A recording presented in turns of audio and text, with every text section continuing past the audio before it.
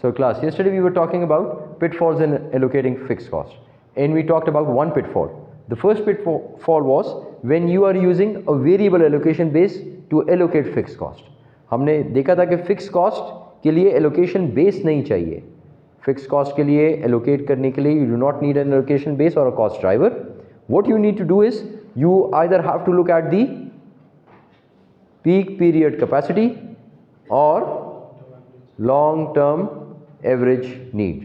ये दो चीज़ें होंगी आपके पास, इनमें से कोई एक आप इस्तेमाल करके अपने फिक्स कॉस्ट को एलोकेट कर सकते हैं. But when you use a variable cost allocation base, वो एलोकेशन बेस जो वेरिएबल कॉस्ट के लिए इस्तेमाल होती है, you use it to allocate your fix cost, then this is what happens. Then one department or segment would be controlling the fix cost which is allocated to the other division or segment. ये हो गया हमारा पहला pitfall जो हम लोगों ने कल डिटेल में किया with an example. Now the second pitfall, this is what we need to do today. Now this talks about using sales dollar as an allocation base. So this is another pitfall which you have to avoid. आपने इसको नहीं करना. इससे क्या होगा नुकसान? इससे नुकसान ये होगा कि sales of one department would influence the service department cost which is allocated to the other department.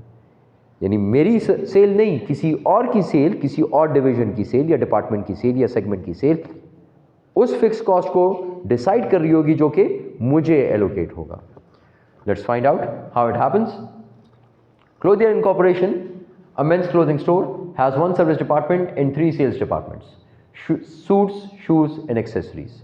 अब आपके पास यहाँ पर एक सर्विस डिपार्टमेंट है और 3 सेल्स डिपार्टमेंट्स हैं. Service department cost total 60,000 for both years in the example. 60,000 for both the years, so it remains same.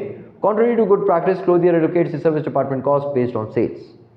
अब ये कंपनी क्या करती है कि ये इस fixed cost को allocate करती है on the basis of sales, which we just talked about कि is not a good idea, is a pitfall which you need to avoid. ये आपने काम नहीं करना. अगर आप ये कर देंगे तो उसका नुकसान आपको क्या हो सकता है. Now, sales by department 260,000, 40,000 and 100,000 by 3 different departments. ये आपके 3 departments हैं और ये उनकी respective sales हैं. So that means the total sales of the organization is 400,000, 260 plus 40, 300 plus 100, 400. Percentage of total sales. Now, what is the percentage of sales of suits? इस department की percentage है 260,000 out of a total of 400,000. So that means the percentage is 65%. Okay, ये भी हो गया. Shoes 40,000 divided by 400,000, 10%. Accessories 100,000 divided by 400,000, 25%. All this should be equal to 100%. ये भी हो गया.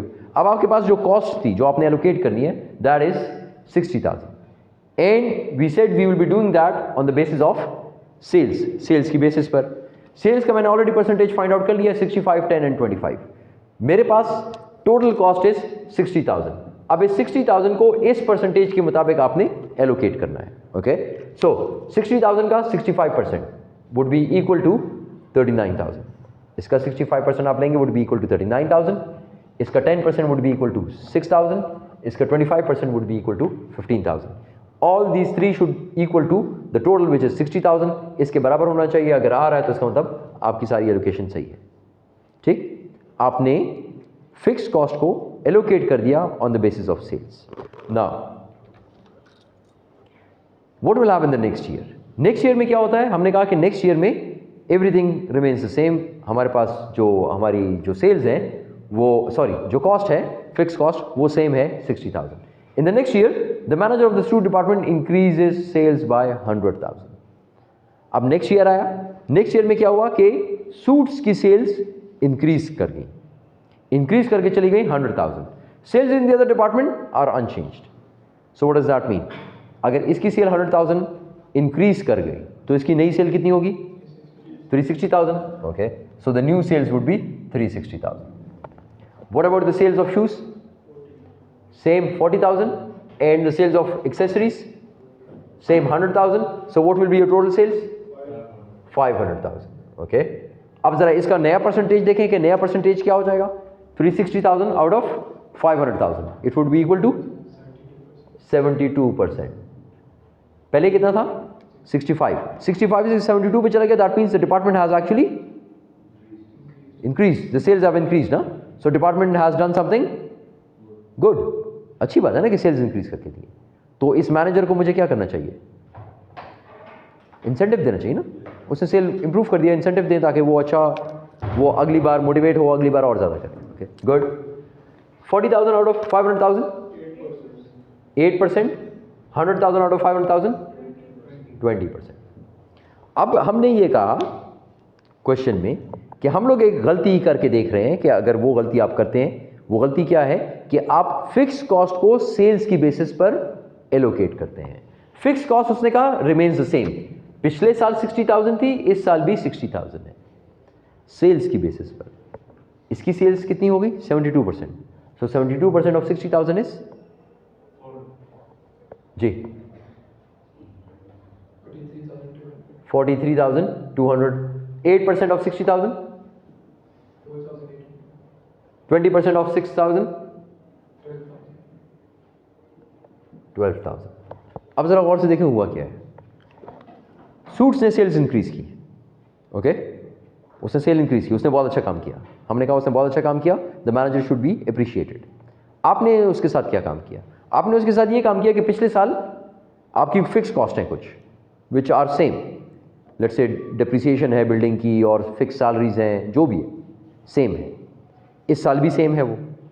पिछले साल आपने इस डिपार्टमेंट को कॉस्ट एलोकेट कर दी थी 39,000। इस साल इसने सेल्स इंप्रूव करके दी आपको, तो आपने उसको क्या किया? उसकी कॉस्ट भी ज्यादा कर दी। अब उसने तो अच्छा काम किया ना कि उसने सेल्स इंप्रूव की, उसने अच्छा काम किया। आपने क्या कर दिया कि आपने उसको कॉस्ट भी ज्यादा दे दी। इसकी वजह से उसके डिपार्टमेंट की प्रॉफिटेबिलिटी कम हो जाएगी। हालांकि अगर देखा जाए उसके डिपार्टमेंट की प्रॉफिटेबिलिटी ज़्यादा होनी चाहिए, उसने सेल्स ज़्यादा की हुई है, तो चाहिए कि इस बार उसकी प्रॉफिटेबिलिटी ज़्यादा हो and the top management would appreciate the manager by giving him और हर मोर इंसेंटिव, उसको ज़्यादा इंसेंटिव दे। लेकिन उल्टा काम हो गया, इसने सेल सेम रखी लेकिन आपने पिछले साल इसको कॉस्ट एलोकेट की 6,000, इस साल 4,800। वाई? सेल इसकी सेम थी लेकिन आपने इसकी कॉस्ट कम कर दी।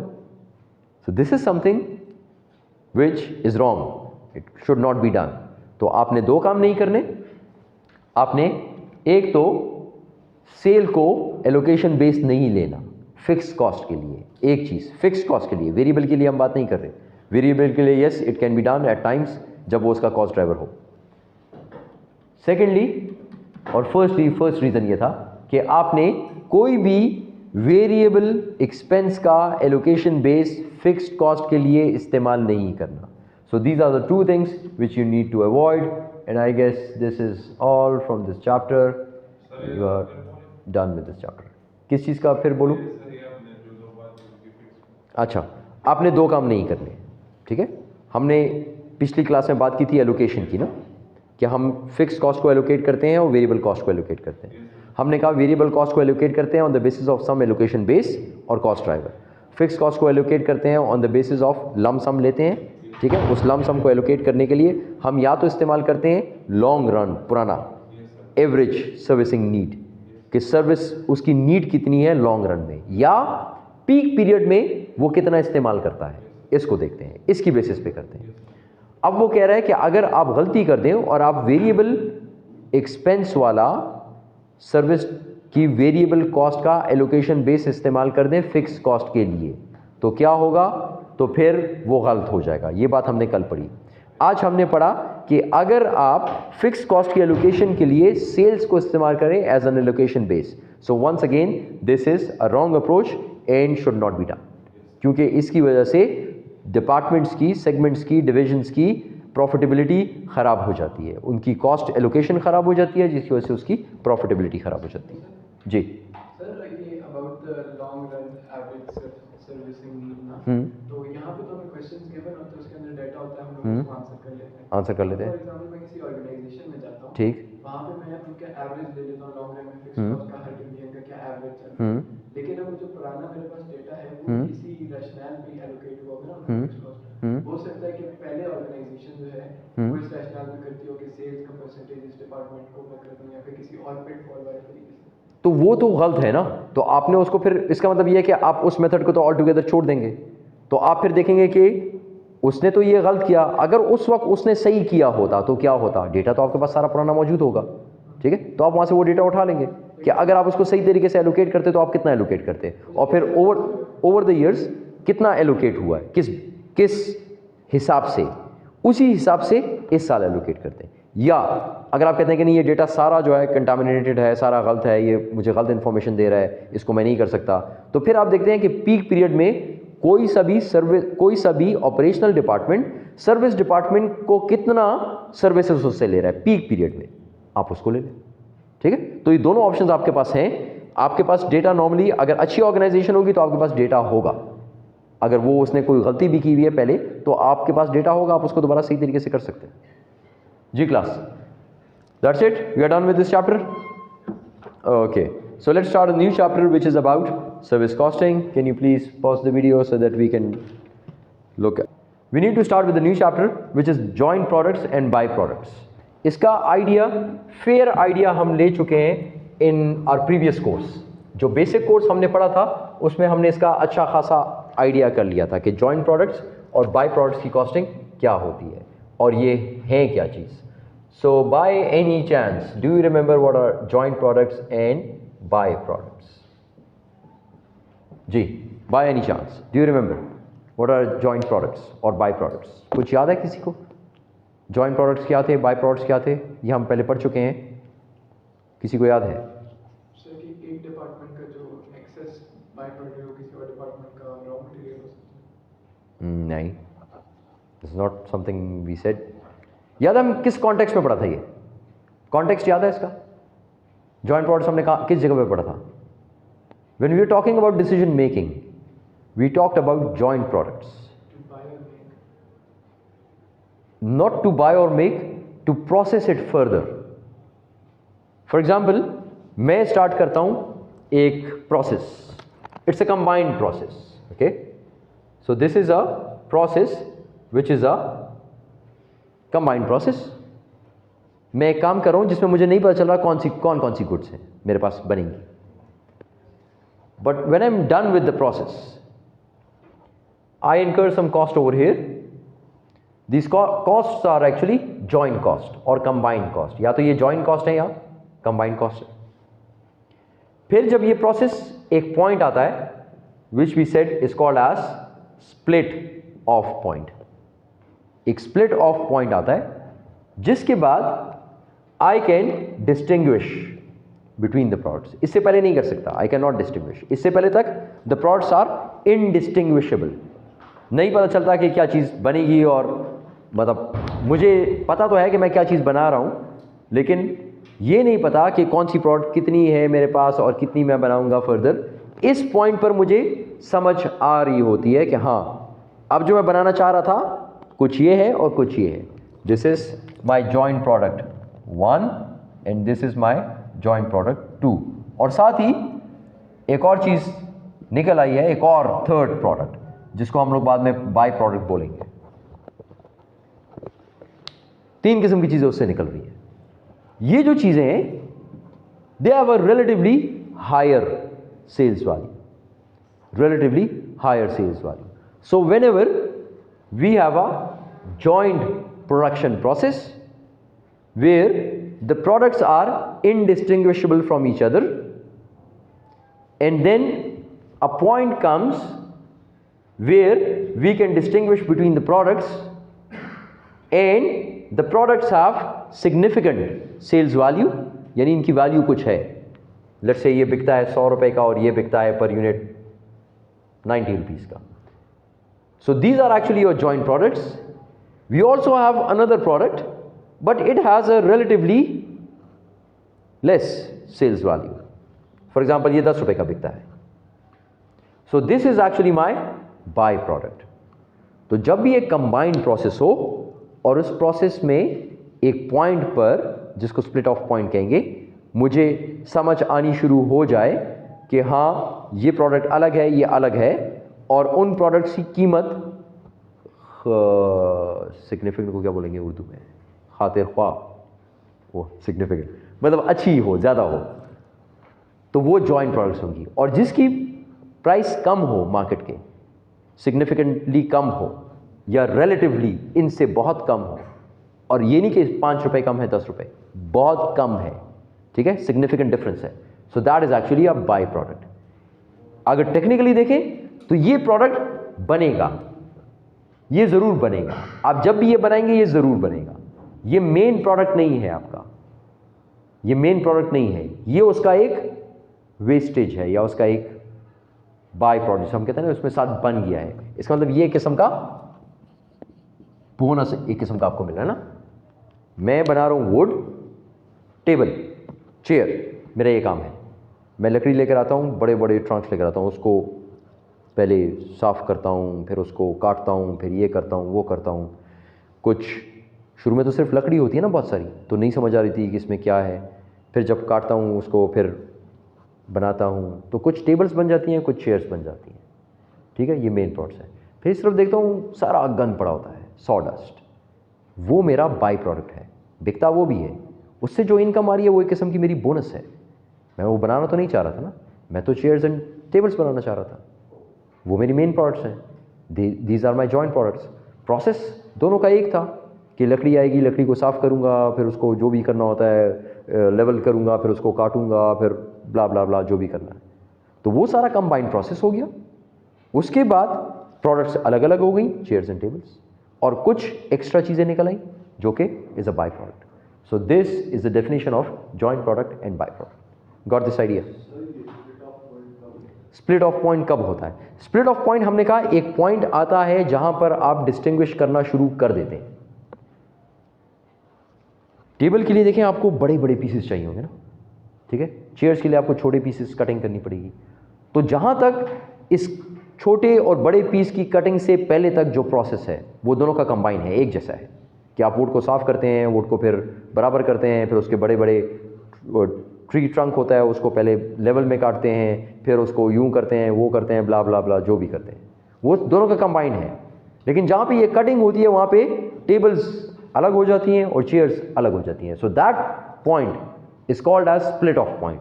तो यानी स्प्लिट ऑफ पॉइंट में दोनों प्रोडक्ट्स डिस्टिंग्विशेबल हो जाती हैं या दोनों प्रोडक्ट्स का अलग अलग हो जाता है। अब जो बड़े पीसेस हैं उनसे बना लूंगा ये, जो छोटे पीसेस हैं उससे बना लूंगा वो चेयर, ठीक। और जो पीछे बच गया, जो उसका गन है बेसिकली, जो बनना ही बनना है, जब भी मैं ये चीज़ें बनाऊंगा वो ज़रूर बनेगा, वो मैंने बनाना नहीं है, वो मेरा पर्पस नहीं है, लेकिन वो बनेगा और उसकी सेल्स वैल्यू इन दोनों से सिग्निफिकेंटली लो है, वो बाय हो गया, ये जॉइंट हो गया।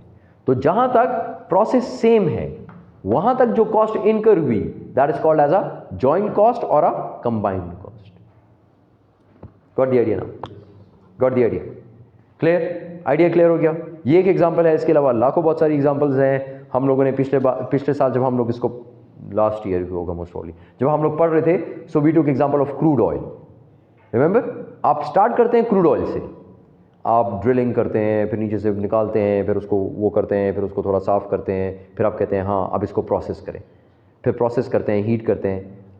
तब तक सारा प्रोसेस सेम है। इसी के अंदर से निकलेगा पेट्रोल, इसी के अंदर से निकलेगा डीजल, इसी के अंदर से निकलेगा हाई ऑक्टेन, इसी के अंदर से निकलेगा जेट फ्यूल, इसी के अंदर से निकलेगा मिट्टी का तेल, केरोसिन ऑयल, सब इसके अंदर से निकलेगा, लेकिन शुरू के प्रोसेसेस सारे सेम हैं। So that is your joint cost. और जहां पर अब आपको पता चल गया कि अब ये आ गया, अब आप कहते हैं चलो यार मिट्टी का तेल निकालने के लिए इसमें ये डाल दो और इसको उबाल लो, तो वो प्रोसेस अलग है। फिर आप कहेंगे पेट्रोल इसमें से निकालने के लिए इसके साथ ये प्रोसेस करो, तो वो प्रोसेस अलग है। तो इसका मतलब ये कि जब यहां से अलग अलग हो गए तो हो सकता है इसके बाद फिर यहां पर फर्दर प्रोसेसिंग भी करनी पड़े, फर्दर प्रोसेसिंग ये भी करनी पड़ेगी।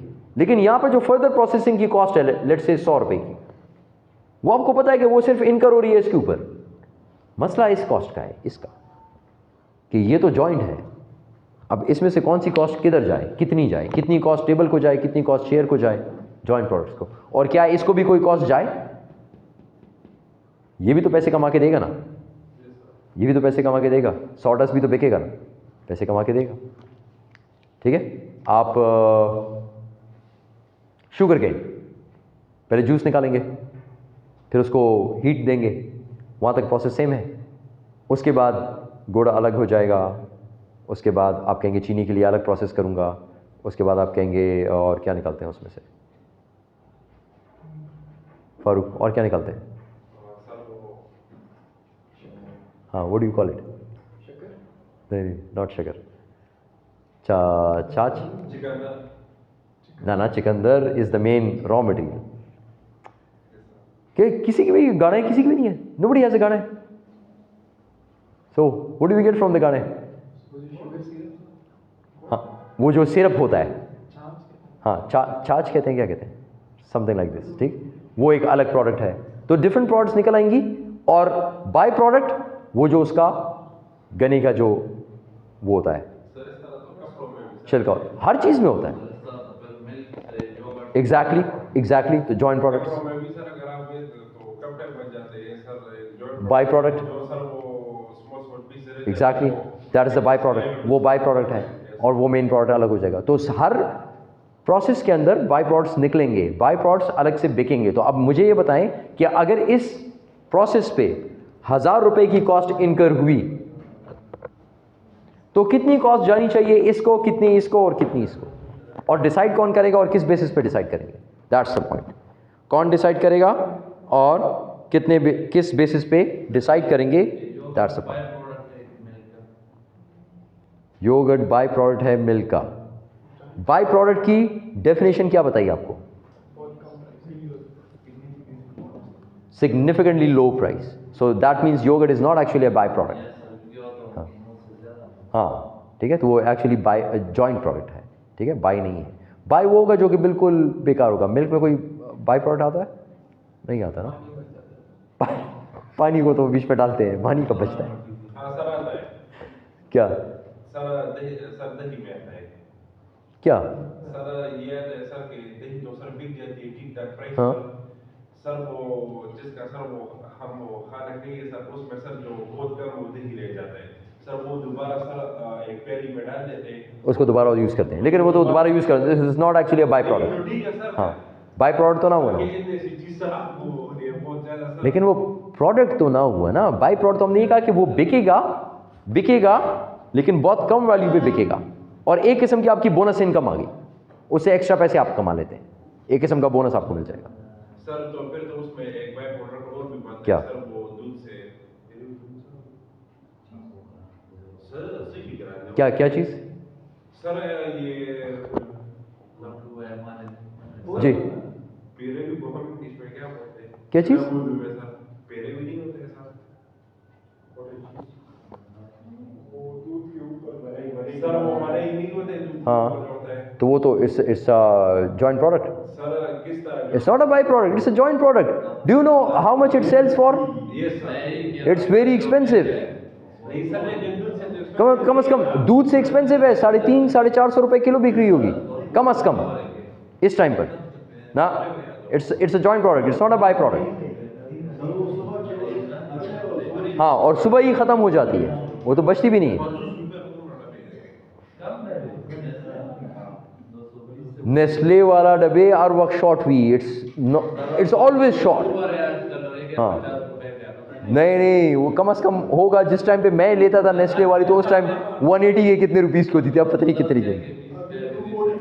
240, ठीक।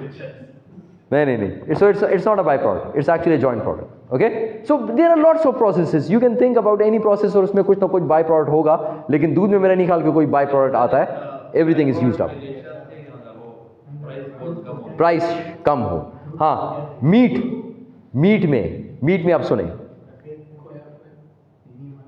मीट में सुने नहीं, चर्बी इज एक्चुअली एक्सपेंसिव। अच्छा, मीट में सुने क्लास, मीट में जो, बल्कि वो भी बाय प्रोडक्ट तो नहीं है, खून जो उसका होता है, खून,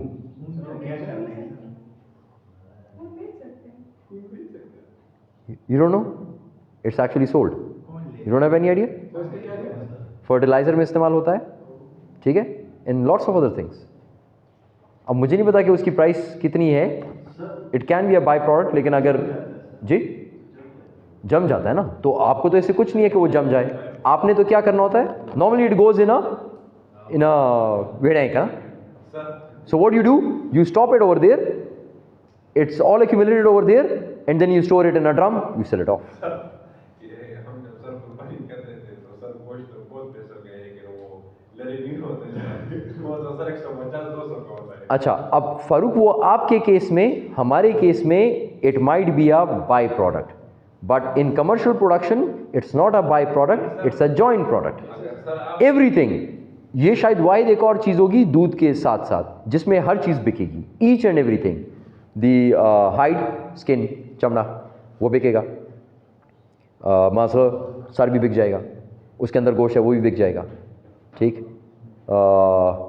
खून बिक जाएगा, लरे बिक जाएगा, कुलमे बिक जाएंगे।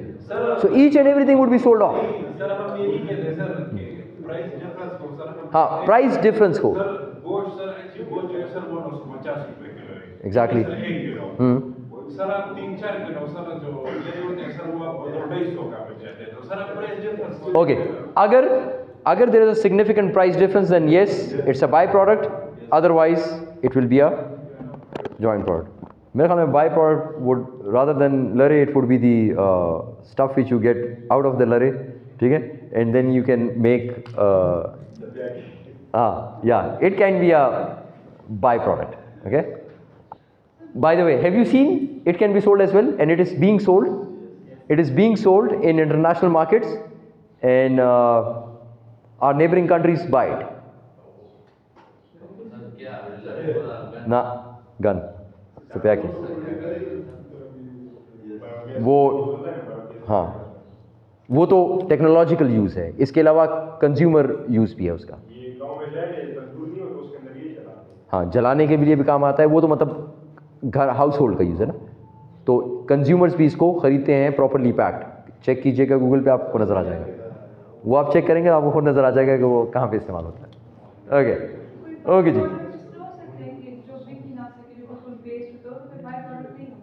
नहीं, वो बिकेगा, कुछ ना कुछ आपको इनकम कमा के देगा।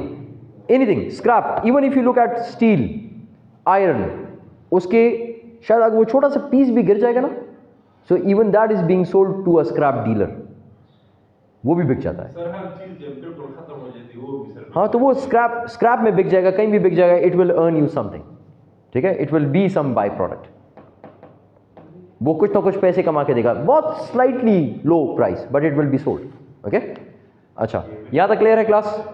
यहाँ तक क्लियर है? आगे जाएं, हमने इसे बहुत ज़्यादा टाइम लगा दिया है, ठीक, बाय प्रोडक्ट पे हम लोगों ने वहाँ की PhD कर दी है। So let's move on and let's talk about the what's wrong, ये खुद ब खुद क्यों काम कर रहा है ये? Okay, I need a white screen, इसको हटाते हैं यहाँ से, I need a white screen. Okay, I need a white screen. अच्छा, हम लोगों ने इसकी डेफिनेशन की बात कर दी, ठीक, हमने ये कह दिया कि कौन सी चीज़ सेलेबल है ज़्यादा पैसों पे, कौन सी चीज़ कम पैसों पे सेलेबल है। हम लोगों ने कहा कि स्प्लिट ऑफ पॉइंट से सब अलग अलग हो जाएगा, there would be further processing. अब over here there are two problems which we need to understand.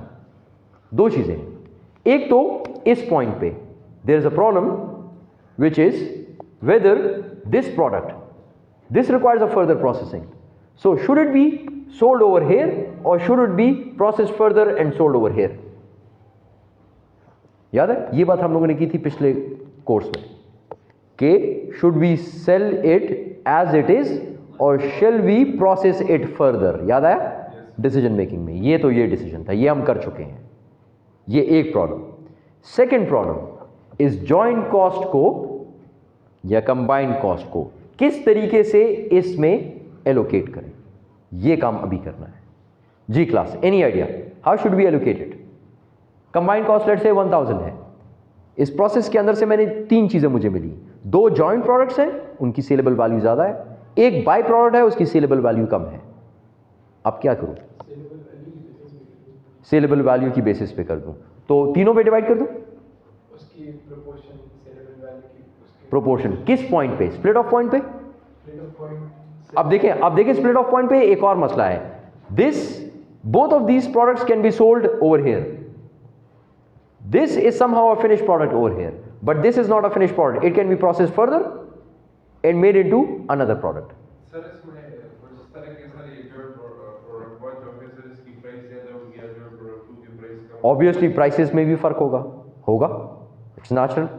ये तो नहीं हो सकता ना कि सारी चीज़ें एक ही हैं। पेट्रोल और डीजल एक ही प्राइस पे बिकता है? नहीं। दोनों क्रूड ऑयल से निकलता है? नहीं बिकता। हाई ऑक्टेन क्या उसी प्राइस पे बिकता है? नहीं। तो दोनों की सबकी प्राइसेस में फ़र्क होता है, क्योंकि इस जगह के आने के बाद there is a further process. हो सकता है पेट्रोल का प्रोसेस फर्दर थोड़ा आसान हो, सस्ता हो, डीजल का थोड़ा महंगा हो, और हाई ऑक्टेन का उससे भी महंगा हो सकता है हाई ऑक्टेन के अंदर वो कुछ और केमिकल डाल देता हो तो उसकी प्रॉपर्टी चेंज हो जाए। Okay, so what to do, इस 1000 को इन तीनों में डिवाइड करूं और एलोकेट करूं, सॉरी तीनों में एलोकेट करूं हंसला, इसमें भी बाय प्रोडक्ट में भी। ओके अच्छा, अब गौर से सुने। First thing joint product cost या combined cost should only be allocated to the joint products, not the byproduct, because the byproduct वो तो बोनस में आ गया ना, वो तो बस वैसे ही बीच में आ गया। तो उससे जो इनकम लेता हूं वो मेरी एक किस्म की बोनस इनकम है। मैं ये कर सकता हूं कि 1000 रुपए इसकी पूरे प्रोसेस की कॉस्ट थी, यहां से मैंने 20 रुपए कमाए लेट से, ठीक। तो ये कर दूं, let's allocate 980 between these two, ठीक है। मतलब मैं वैसे भी काम कर रहा था, एक बीच में चीज़ एक्स्ट्रा निकल आई, तो मैं कहता हूँ मेरा खर्चा ये हुआ है, उसमें से इस पैसों को जो मैंने एक्स्ट्रा कमा लिए, जो बस वैसे ही बन गए, वो मैं बना नहीं रहा था, वो बस वैसे ही आ गए, उसको इसमें से हटा दो तो मेरा खर्चा इज एक्चुअली 980। ओके, उसको अभी हमने हंसला ने कहा कि इसको एलोकेट करने के लिए sale value, relative sale value, कि रिलेटिव सेल्स वैल्यू क्या क्या है, लेकिन किस पॉइंट पे, क्या इस पॉइंट पे देखूं सेल वैल्यू इन दोनों की, या इस पॉइंट पे देखूं दोनों की सेल वैल्यू, इस पॉइंट पे। तो मेरे पास रिलेटिव सेल्स वैल्यू की दो ऑप्शंस हैं, either I can find out at the split off point, और what I can do is, इसका स्प्लिट ऑफ और यहां पे एक ही है क्योंकि इसका फर्दर प्रोसेस नहीं था, लेकिन इसका फर्दर प्रोसेस था। तो मैं क्या करूं कि I take the final price and then subtract the further processing cost, so that I would know कि इस प्रोडक्ट की वैल्यू इस वक्त क्या होगी, ठीक है, इस प्रोडक्ट की वैल्यू स्प्लिट ऑफ पर क्या होगी। So this is what I can do, these are the options which I have. ये तो आ गई अगर मैं कहूं कि मैं सेल्स वैल्यू पे देख रहा हूं ना, ठीक है। इसके अलावा और क्या हो सकता है, दोबारा समझाएं। हमने कहा इसकी कॉस्ट टोटल है 1000 रुपए जॉइंट कॉस्ट। मैं कुछ काम कर रहा हूं, जो दोनों चीज़ों पे काम कर रहा हूं, उससे मुझे 2 चीज़ें मिली या 3 मिली। It can be, by the way class याद रखें, ये जॉइंट प्रोडक्ट्स 2 नहीं होंगी, it can be more than 2 और more, so it can be more than 2। तो इससे पहले तक की कॉस्ट थी 1000 रुपए। अब मैं इस कॉस्ट को एलोकेट करना चाहता हूं, ठीक। पहले तो चलें, इसके बाद फिर आपसे पूछूंगा कि एलोकेट करना क्यों ज़रूरी है, वो बाद में देखते हैं। इसको एलोकेट करना है 1000 रुपए को इन 2 के अंदर, किस बेसिस पे करूं, किस बेसिस पे करूं। हंसला कहता है कि इसकी सेल्स वैल्यू देखें कि ये कितने का बिकता है, ये कितने का बिकता है, उसके मुताबिक एलोकेट करते हैं। कर दिया, लेकिन उसमें 2 तरीके हैं, या तो इस जगह पे सेल्स वैल्यू देखूं या इस जगह पे सेल्स वैल्यू देखूं, या स्प्लिट ऑफ पे या एंड अल्टीमेट जब कंज्यूम होगा उस जगह पर। तो दोनों की सेल्स वैल्यू में फर्क होता है, तो एक तरीका ये हो गया और एक तरीका ये हो गया। तो जब यहां पर देखूंगा then I need to take the final price and subtract the further processing cost from it, ठीक है, तब ये तरीका करूंगा। अच्छा, ये भी हो गया, ये तो एक तरीका हो गया। और can you think of, but how would I know कि दोनों पे कितनी, मुझे तो इस वक्त तक मुझे नहीं पता ना, इस वक्त तक तो टोटल एक साथ हो रही है, इस वक्त तक तो एक साथ हो रही है। I take raw wood, a big tree trunk and I cut it in bigger pieces, then I sand it, उसको करता हूं, साफ करता हूं, उसमें अंदर कहीं पे खराब है उसको हटाता हूं। ये सब दोनों के लिए सेम है। So what about this cost, इसको तो इन दोनों में एलोकेट करना होगा, कितना चेयर्स पे करूं, कितना टेबल्स पे करूं। तो उसका हंसला ने तरीका बताया कि चेयर कितने की बिकती है, टेबल कितने की बिकती है। जो चीज़ ज़्यादा बिकती है उसको ज़्यादा कॉस्ट दे दो, जो कम बिकती है उसको कम कॉस्ट दे दो। ठीक है, ये बात मैंने मान ली इसकी। लेकिन चेयर को फर्दर प्रोसेस करना पड़ता है क्योंकि इसके ऊपर फोम लगाना पड़ता है, इसके साथ आयरन लगाना पड़ता है, ये स्टील के बार्स लगाना पड़ता है। So it needs a further processing. Table तो यहाँ पे तैयार हो जाएगी, चेयर के लिए फर्दर प्रोसेसिंग करनी पड़ेगी। तो फिर दो ऑप्शंस हैं कि either I find it over here और if I take this value then I subtract the further processing cost from this final value. So actually these all relate to sale value but we have two options in a sales value. ये एक method हो गया, एक method है लेकिन इसके दो parts हो गए। नहीं आएगा, आगे चेक करेंगे, सेम नहीं आएगा, आगे चेक करेंगे क्योंकि देखें इसकी वैल्यू तो यहाँ पर जो है वो यहाँ पर सेम ही आएगी ना, इसकी वैल्यू चेंज हो जाएगी। जब इसकी वैल्यू चेंज हो जाएगी तो उसकी वजह से लेकिन उस पे फर्दर प्रोसेसिंग कॉस्ट तो कोई नहीं लगी होगी, तो उसकी फाइनल प्राइस है वो इसकी प्राइस सेम होगी ना, लेकिन इसकी तो नहीं होगी ना। याद है, अभी बेचूं या बाद में बेचूं, तो अभी बेचूं तो उसकी कोई और रेट है, बाद में बेचूंगा तो कोई और रेट होगा।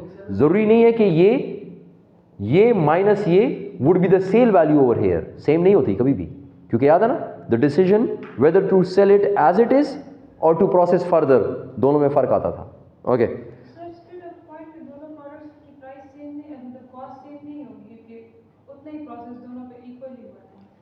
कॉस्ट, तो हम तो कॉस्ट बात ही नहीं करें, हम तो रिलेटिव सेल वैल्यू। तो आप कह रहे हैं कि बस हाफ एंड हाफ कर दें, आप कह रही हैं हाफ एंड हाफ कर दें, on what basis half and half कर दें? इक्वली काम हुआ है। अच्छा, इक्वली काम हुआ है, मैंने वुड लिया, इक्वली काम हुआ है, एंड पे चेयर्स बन गई 50 और टेबल बन गई 100, फिर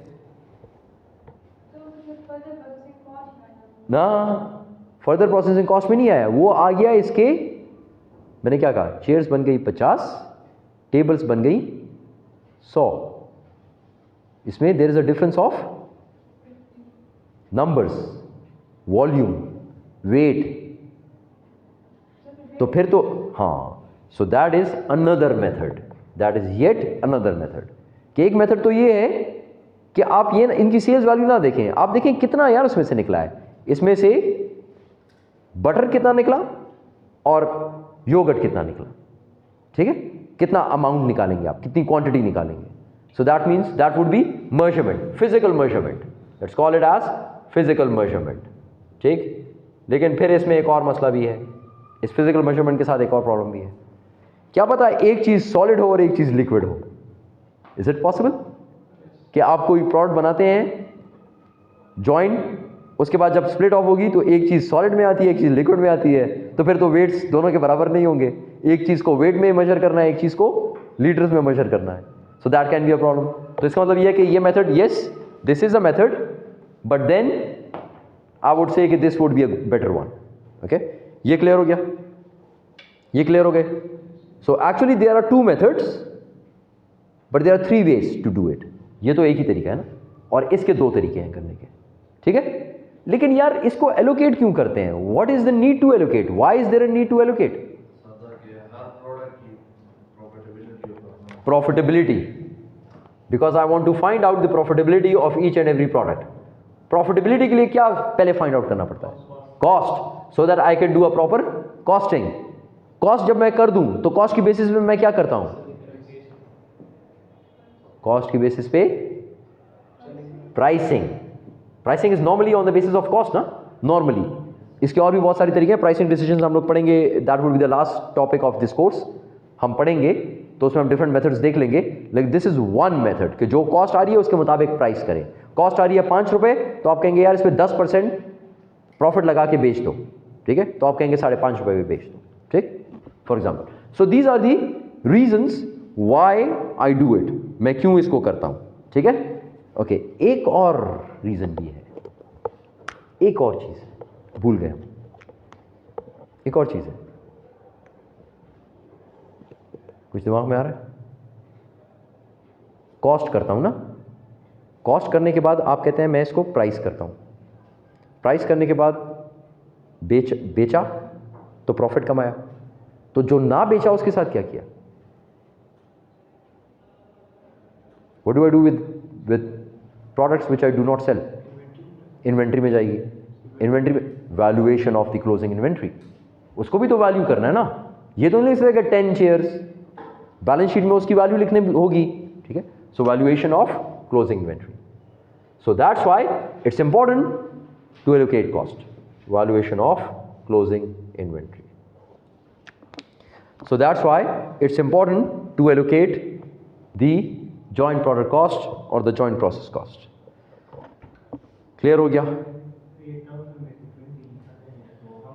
ये इसके ऊपर बाद में बात करेंगे, ये तो वैसे थोड़ा सा समझा रहा था ना कि अगर मेरा खर्चा किसी चीज़ पे हो रहा है 1000 रुपये और वहाँ पे कुछ स्क्रैप जमा हो गया था, ठीक है, कुछ गन जमा हो गया था या कुछ था, लेकिन वो गन ही बिक रहा है, हम कह रहे हैं कि ऑलमोस्ट हर चीज़ बिक रही है, ठीक है, मैं बनाता हूँ, मैं कोई चीज़ें बना रहा हूँ, वो चीज़ें बनाते बनाते उसके पैकिंग गिर गई, तो वो पैकिंग भी तो बिक जाती है ना, कबाड़ी वाला वो भी ले लेता है, तो अगर कबाड़ी वाला वो ले लेगा तो मैं कहता हूँ कि यार कॉस्ट तो ये थी, तो ये पैसे मैंने कुछ चीज़ें बेच दी, तो इसकी कॉस्ट को ये कर दें, ये ज़्यादा अच्छा है कि इसकी कॉस्ट ये, हाँ 980 एलोकेट करेंगे, 1000 एलोकेट मत करें क्योंकि आपने 20 रुपये यहाँ से भी कमाए, ठीक है, this is not your main product, तो इस वजह से आप इसको सेल्स में नहीं लिख सकते कि sales, you do not sell scrap, वो तो नहीं है ना, आप तो बेचते हैं टेबल्स चेयर्स, तो फिर आप उसको उसकी कॉस्ट में से माइनस कर दें, ज़्यादा अच्छा है, लेकिन फिर इसके बारे में बाद में बात करेंगे, ये फिलहाल छोड़ दें. ओके, ये भी क्लियर, ये भी क्लियर. अब एक और थर्ड मेथड भी है which is called as weighted average, ये एक और मेथड भी है जो हम पढ़ेंगे, ठीक. स्टार्ट करते हैं अब इस मेथड से फर्स्ट, इसको देखते हैं कि इसकी कैलकुलेशन क्या होगी, ठीक है. So let's start with an example and we will do the calculation for this method and then the sales relative sales value method. दोनों मेथड्स को देखते हैं कि इसमें क्या क्या है. क्लास इस बार रिलेटिवली मुझे लगता नहीं है कोर्स आसान है इस बार, है ना, पिछली बार से इस बार कोर्स काफ़ी आसान है. ओके, सो लेट्स स्टार्ट जी. Let's say I have two processes in a production. This is process 1 and this is process 2. First I have process 1 and it has a cost of rupees 2000, and then I have another process and the cost of this other process is rupees 1000. After the second process I can distinguish the products. I have one joint product called as joint product 1 and then the other called as joint product 2.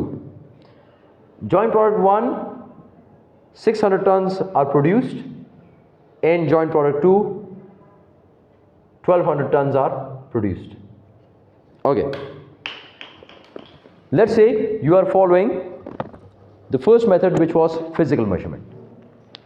पहले तो ये बताएं कि cost जो allocate करनी है वो कितनी है. 3000. ये भी है और ये भी है. In other words, whatever is cost is incurred before the split of point, all those costs are joint costs, and those costs should be allocated between the joint products. Okay, so the first method is on the basis of physical measurement. Okay ji, physical measurement क्या क्या है? What is physical measurement? 600, 1200. आसान. Total कितने हो गए? 1800. ये कितना है? 600.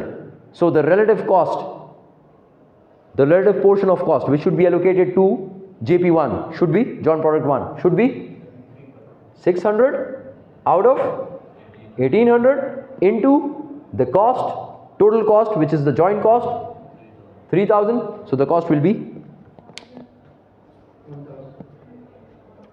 G 1000. Okay, 1000, and for this one it should be 1200 out of a total of 1800, and the total cost is 3000. So this should be 2000. These two should equal the joint cost. Got the idea? Got the idea class? आसान है, आसान है. Okay.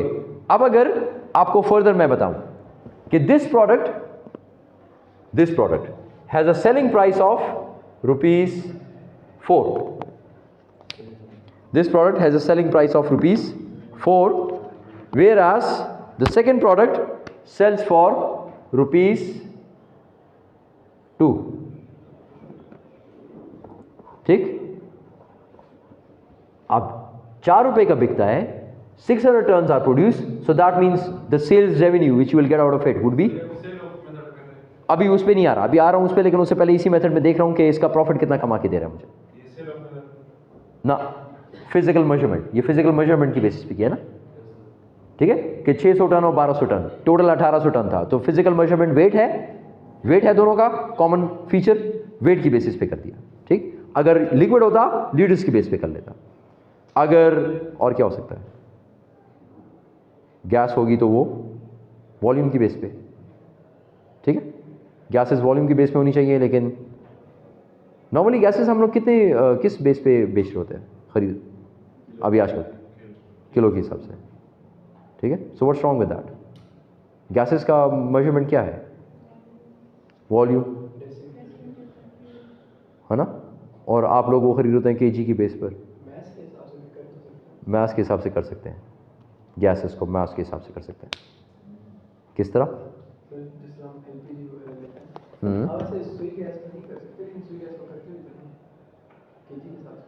स्वी gas जब आप cylinder लेते हैं तो वो किस बेसिस पे करते हैं? एलपीजी होता है.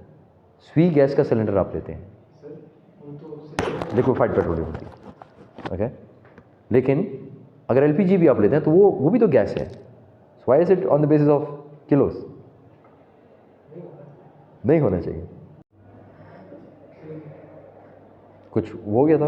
ओके. अच्छा जी, अब हमने देखना है कि sales value at split off point, कि स्प्लिट ऑफ पॉइंट पे सेल्स वैल्यू कितनी होगी, और फिर उसके मुताबिक अगर मैं फाइंड आउट करूं कि इसको कितने का बेच सकते हैं. ठीक है. अब यहां पे do we have any further processing? Do we have any further processing? Further processing है किसी भी जॉइंट प्रोडक्ट का?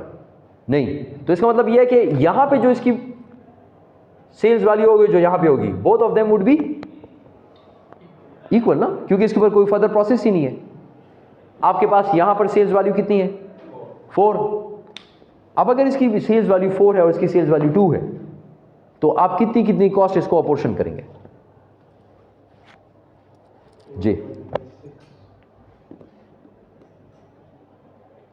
जी. और किस तरीके से करेंगे?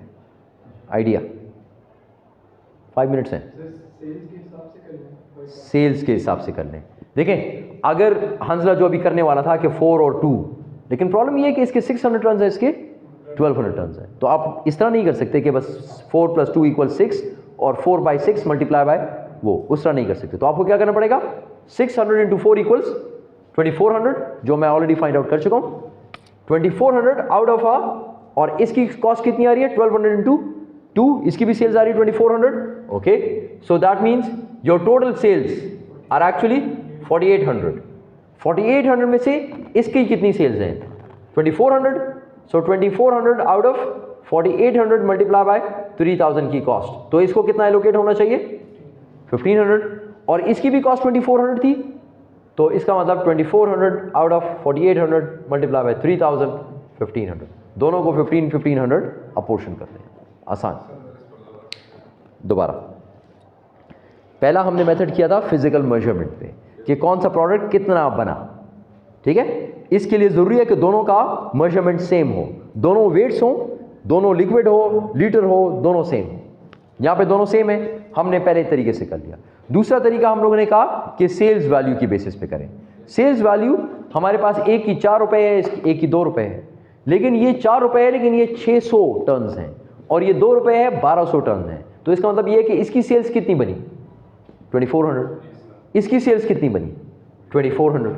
टोटल सेल्स कितनी है? 4800. इसकी सेल्स है 24 आउट ऑफ 48, 50%. कॉस्ट कितनी है? 3000. तो 3000 का 50% इसको एलोकेट कर दें, विच इज 1500. और इसका भी 50% 50 है, ठीक। बाकी आप प्रॉफिटेबिलिटी फाइंड आउट कर लें कि इसकी प्रॉफिटेबिलिटी कितनी है। 2400 की सेल्स, 1500 की कॉस्ट, तो प्रॉफिटेबिलिटी वुड बी 900। यहां पर आ जाए, 2400 की सेल्स, कॉस्ट 1500, तो इस मेथड से दोनों की प्रॉफिटेबिलिटी सेम आएगी। अब देखें पिछले मेथड में क्या था, मार्क डिफरेंस था 16% एंड 58%, क्योंकि जो कॉस्ट एलोकेट हुई वो डिफरेंट थी। क्यों? Because I used the wait method, physical measurement method. तो अगर जो मेथड आप इस्तेमाल करते हैं उससे भी आपके जो जो प्रोडक्ट्स हैं उनकी प्रॉफिटेबिलिटी वुड बी चेंज्ड। सही है? Got the idea? यहां तक क्लियर सब कुछ? Let's call it off, we still have 1 minute. मेरी तरफ से 1 मिनट पहले आपकी छुट्टी। हो गया? नहीं हुआ? 1 मिनट है उमर, 1 मिनट है। यो उसको देखें, 1 मिनट वो ओके, अंजला इसको पॉज कर देंगे, स्टॉप कर देंगे। Thank you class.